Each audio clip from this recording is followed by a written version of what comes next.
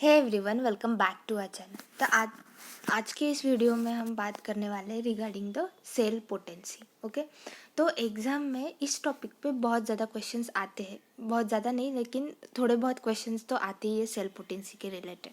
तो आज के इस वीडियो में हम यही डिस्कस करेंगे कि सेल पोटेंसी होती क्या है। तो cell potency refers to a cell capacity to differentiate into different cell types, यानी कि सेल के पास कितनी कैपेसिटी है कि वो डिफरेंट टाइप्स ऑफ सेल में वो डिफरेंशिएट कर सकती है। तो एखादी कोई भी एक सेल कितने डिफरेंट टाइप्स ऑफ सेल में डिफरेंशिएट कर सकती है, इसे हम क्या कहते हैं, सेल पोटेंसी। यानी कि अगर हमने एक पर्टिकुलर स्टेम सेल ले ली तो वो पर्टिकुलर स्टेम सेल कितने अलग अलग टाइप्स के स्पेशलाइज सेल्स में डिफरेंशिएट कर सकती है, तो वो उस स्टेम सेल्स की क्या हो गई, सेल पोटेंसी हो गई। तो ये जो सेल पोटेंसी होती है, ये सेल पोटेंसी एक इंट्रिंसिक प्रॉपर्टी होती है किसी भी एक सेल की। और एक फंडामेंटल प्रॉपर्टी हमें कहाँ देखने को मिलती है, तो बेसिकली हमें ये प्रॉपर्टी एम्ब्रियोनिक डेवलपमेंट के वक्त, ठीक है, एम्ब्रियोनिक डेवलपमेंट के वक्त ये प्रॉपर्टी हमें देखने को मिलती है डिफरेंट टाइप्स ऑफ सेल में, या फिर हमें जब टिश्यू रीजनरेशन होती है तब ये प्रॉपर्टी हमें देखने को मिलती है। तो आप कंफ्यूज मत हो जाना, सेल पोटेंसी और सेल फेट में ये दोनों ही टर्म्स अलग अलग होते हैं। सेल फेट यानी कि वो सेल आगे जाके क्या बनने वाली है, that is nothing but cell fate. लेकिन सेल पोटेंसी क्या होती है कि सेल के पास कितनी कैपेसिटी है कि वो अलग अलग डिफरेंट टाइप्स ऑफ सेल में डिफरेंशिएट हो सकती है, इसे हम कहते हैं सेल पोटेंसी। ठीक है, तो जो सेल फेट होता है वो पोटेंसी और एनवायरमेंटल फैक्टर से, यानी कि नेबरिंग सेल्स से जो सिग्नल्स आते हैं उससे इन्फ्लुएंस होती है सेल फेट। लेकिन सेल पोटेंसी जो होती है वो सेल पोटेंसी अपनी खुद की कैपेसिटी के ऊपर डिपेंड करती है कि वो कितने डिफरेंट टाइप्स ऑफ सेल में डिफरेंशिएट हो सकती है। तो सेल पोटेंसी और सेल फेट में कंफ्यूजन मत रखना, दोनों अलग अलग चीज़ें होती है। ठीक है, अब हम बात करेंगे, आई होप आपको सेल पोटेंसी और सेल फेट में डिफरेंस समझ गया होगा। एक बार फिर से रिवाइज कर लेते हैं। ठीक है, तो सेल फेट क्या होता है, सेल फेट यानी कि वो जो सेल होती है वो आगे जाके क्या बनने वाली है। ठीक है, और ये जो सेल फेट होती है, ये सेल फेट कौन इन्फ्लुएंस करता है, तो सेल फेट इन्फ्लुएंस करता है पोटेंसी पे मोस्टली, और दूसरा होता है एनवायरमेंटल सिग्नल्स। जो नेबरिंग सेल्स होते हैं, वो नेबरिंग सेल्स जो सिग्नल्स सिक्रेट्स करती है उसके ऊपर सेल फेट डिपेंड करता है। लेकिन जो सेल पोटेंसी होती है, ये सेल पोटेंसी क्या होता है, तो सेल की खुद की कैपेसिटी कि वो अलग अलग डिफरेंट टाइप्स ऑफ सेल में डिफरेंशिएट कर सकती है, उसे हम क्या कहते हैं, सेल पोटेंसी। ठीक है, ये दोनों मेन डिफरेंस होता है सेल फेट में और सेल पोटेंसी में। अब हम देखेंगे कि टाइप्स ऑफ पोटेंसी, कितने अलग अलग टाइप्स के पोटेंसी होती है। तो cell types of cell potency अगर आपको पता है तो वीडियो को पॉज कीजिएगा और डिस्क्रिप्शन बॉक्स में बता दीजिए कि टाइप्स ऑफ पोटेंसी कितनी होती है। ठीक है, तो फर्स्ट टाइप ऑफ पोटेंसी होती है टोटीपोटेंट सेल। सो अब टोटीपोटेंट सेल्स क्या होते हैं, तो टोटीपोटेंट सेल्स ऐसे सेल्स होते हैं जो ऑल टाइप्स ऑफ सेल्स को जनरेट कर सकते हैं, जैसे कि embryonic cells, extra embryonic tissue, ऐसे सेल्स को अगर वो जनरेट कर सकती है तो ऐसे सेल्स को हम कहते हैं टोटीपोटेंट सेल। अब एम्ब्रियोनिक सेल्स यानी कि nerve cells, muscle cells, blood cells, और एक्स्ट्री एम्ब्रियोनिक टिश्यू यानी कि प्लासेंटा, एमनियन, अगर ऐसे सेल्स कोई एक सेल जनरेट कर पा रही है तो ऐसे सेल को हम क्या कहते हैं, टोटीपोटेंट सेल। ठीक है, एग्जाम्पल अगर हम ले तो एग्जाम्पल जाइगोट। ठीक है, टोटीपोटेंट सेल का अगर हमें एग्जाम्पल लेना है तो एग्जाम्पल है जाइगोट। उसके बाद ब्लास्टोमियस कौन से, 8 और 16 सेल स्टेज के ही ब्लास्टोमियर्स। ठीक है, मैमल्स में ये कैसे होते हैं, टोटीपोटेंट सेल्स होते हैं। अब सिग्निफिकेंस क्या होता है टोटीपोटेंट सेल का, तो मेन सिग्निफिकेंस होता है टोटीपोटेंट सेल का कि वो कंप्लीट एक ऑर्गेनिज्म फॉर्म कर सकता है। क्यों, क्योंकि टोटीपोटेंट सेल के पास ऐसी प्रॉपर्टी है कि वो हर एक टाइप के सेल को जनरेट कर सकता है। Example embryonic cell, extra embryonic tissues, extra embryonic tissues में हमने देखा प्लासेंटा और एमनियन, और एग्जाम्पल देखा हमने टोटीपोटेंट सेल का जाइगोट या फिर ब्लास्टोमियस जो 8 और 16 सेल स्टेज में होते हैं। ठीक है। अब ये हो गई फर्स्ट टाइप ऑफ पोटेंसी जो होती है टोटीपोटेंट सेल। अब सेकेंड होते हैं प्लूरीपोटेंट। ठीक है। अब प्लूरीपोटेंट सेल्स कौन से सेल्स होते हैं?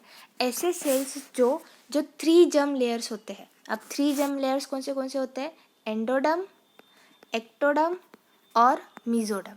इन तीनों जर्म लेयर्स के सेल्स को अगर वो जनरेट कर पा रहा है, ये तीनों लेयर्स अगर वो जनरेट कर पा रहा है, तो ऐसी सेल को हम कहते हैं प्लूरीपोटेंट सेल। और एक बात, pluripotent cell extra embryonic tissues को नहीं जनरेट कर पाती। जो टोटीपोटेंट सेल होती है वो एक्स्ट्रा एम्ब्रियोनिक टिश्यूज को जनरेट कर पाती है, लेकिन प्लूरीपोटेंट सेल सिर्फ 3 जर्म लेयर्स को जनरेट कर पाती है, एंडोडर्म, एक्टोडर्म और मीजोडर्म। ठीक है। फॉर एग्जाम्पल जो एम्ब्रियोनिक स्टेम सेल्स होते हैं derive from inner cell mass of blastocyst. Inner cell mass of blastocyst, ऐसे एम्ब्रियोनिक स्टेम सेल्स जो होते हैं वो होते हैं प्लूरीपोटेंट सेल। एग्जाम्पल कौन सा है प्लूरीपोटेंट सेल का? तो एम्ब्रियोनिक स्टेम सेल जो inner cell mass of blastocyst से डिराइव होती है, ऐसे सेल्स को हम कहते हैं प्लूरीपोटेंट सेल। ठीक है।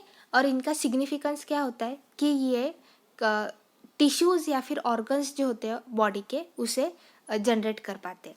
जैसे कि टोटीपोटेंट सेल कंप्लीट ऑर्गेनिज्म को जनरेट कर पाता है, लेकिन प्लूरीपोटेंट सेल टिश्यूज़ या फिर ऑर्गन्स जो होते हैं बॉडी में उसे जनरेट कर पाता है। ठीक है। इसके बाद थर्ड टाइप ऑफ जो पोटेंसी है वो है मल्टीपोटेंट सेल। अब मल्टीपोटेंट सेल का जो कॉमन एग्जाम्पल है, most of the common example है वो है हिमियोटिक स्टेम सेल जो बोन मैरो से आती है। ठीक है। अब ये जो हिमियोटिक स्टेम सेल है यानी कि HSE, ये अलग अलग टाइप के मल्टीपल सेल्स को जनरेट कर पाती है, जैसे कि RBC, WBC, प्लेटलेट्स। तो ये जो मल्टीपोटेंट स्टेम सेल है, फॉर एग्जांपल अगर हम HSC का ले यानी कि होम्योटिक स्टेम सेल का, तो इसमें हम अलग अलग ब्लड सेल्स, ये क्या करता है, अलग अलग ब्लड सेल्स का जनरेशन करता है। So that is nothing but multipotent cell. अब multipotent cell can develop into multiple but limited cell types within a particular lineage. यानी कि मल्टीपोटेंट सेल क्या करते हैं, मल्टीपल सेल्स को जनरेट कर लेती है, लेकिन लिमिटेड। ठीक है। उनके ही लीनिएज की सेल्स को वो जनरेट कर पाती है। For example haematopoietic stem cell. अब जो हिमियोटिक स्टेम सेल होते हैं, ये स्टेम सेल सिर्फ ब्लड सेल्स को ही जनरेट कर पाती है, जैसे कि RBC, WBC, ये इन्हीं सेल्स को क्या कर पाते हैं, जनरेट कर पाते हैं। तो सबसे पहले हमने देखा टोटीपोटेंट सेल, इसके बाद प्लूरीपोटेंट और बाद में हमने देखा मल्टीपोटेंट सेल्स। अब जो फोर्थ टाइप है पोटेंसी का वो है ओलिगोपोटेंट। ठीक है। अब ओलिगोपोटेंट स्टेम सेल यानी कि ओलिगोपोटेंट सेल यानी कि ऐसे सेल जो कुछ ही सेल्स में अगर डिफ्रेंशिएट कर पाती है तो उसे हम कहते हैं ओलिगोपोटेंट सेल। फॉर एग्जांपल अगर हमने ले लिया माइलॉइड का, माइलॉइड स्टेम सेल का, तो ये माइलॉइड स्टेम सेल सिर्फ RBC, WBC और प्लेटलेट्स इनका ही जनरेशन करवाती है। अगर हमने देख लिया लिम्फॉइड स्टेम सेल का, तो लिम्फॉइड स्टेम सेल किसे जनरेट कर पाता है, तो T सेल और B सेल को बस।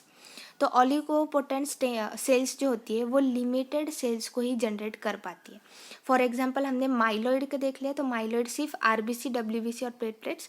लिम्फॉइड स्टेम सेल्स जो होते हैं वो T सेल और B सेल्स को ही जनरेट कर पाते हैं।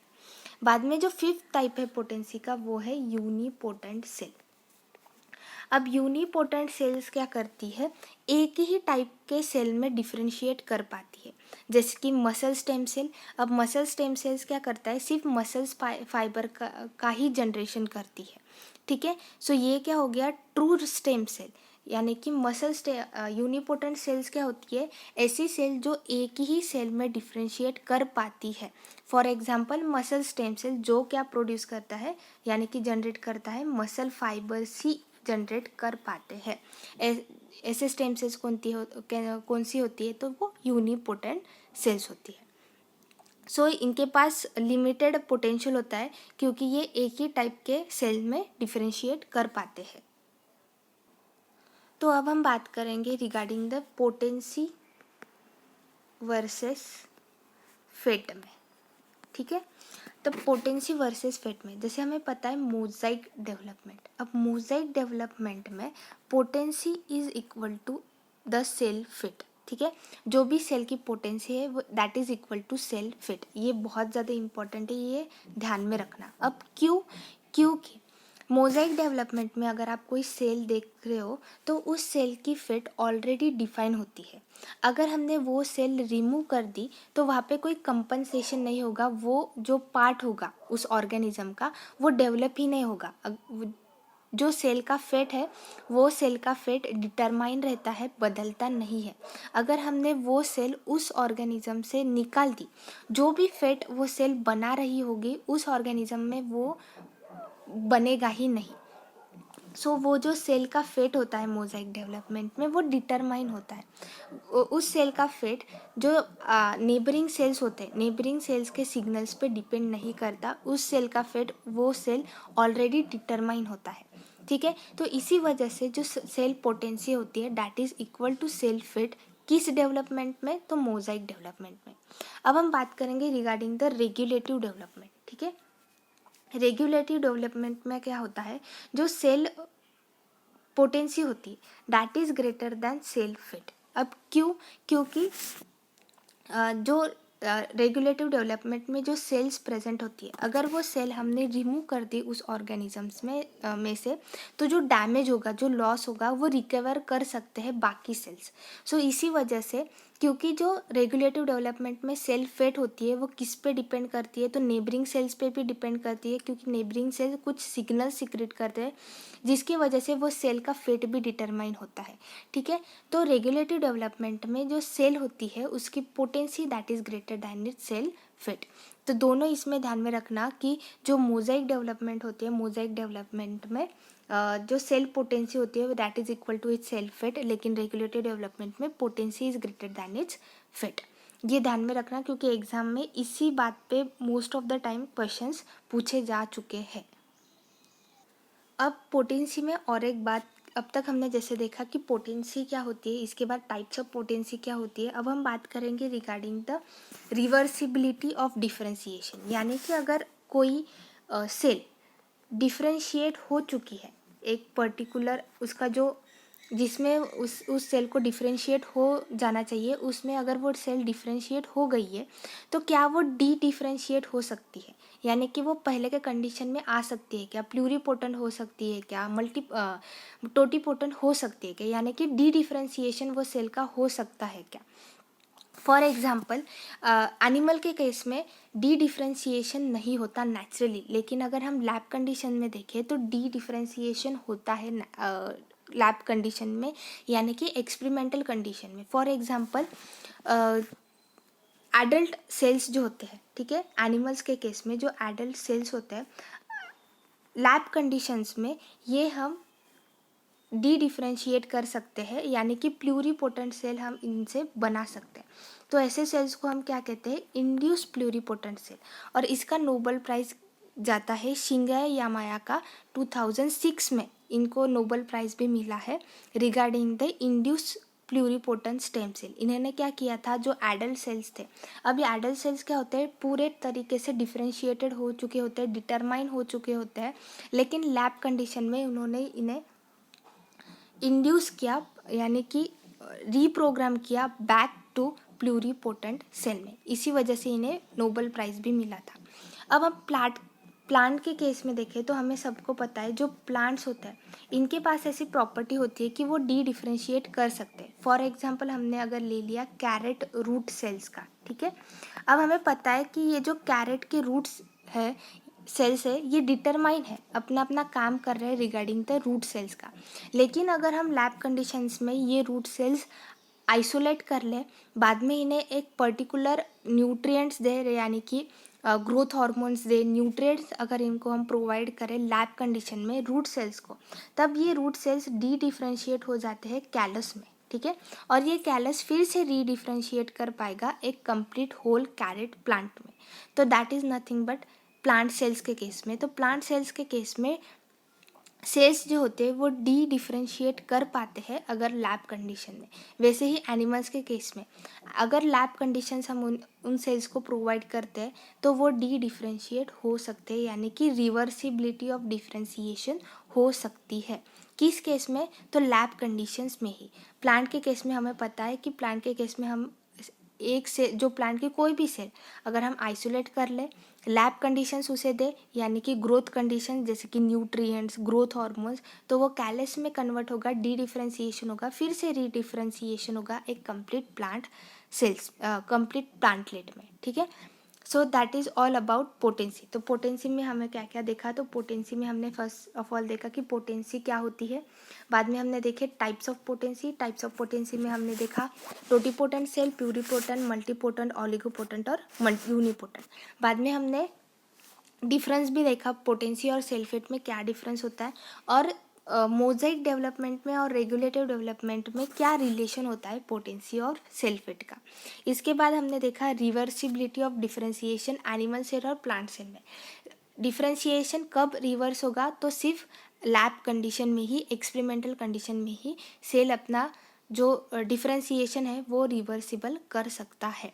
फॉर एग्जांपल हमने देखा कैरेट सेल का। सो that is all about potency.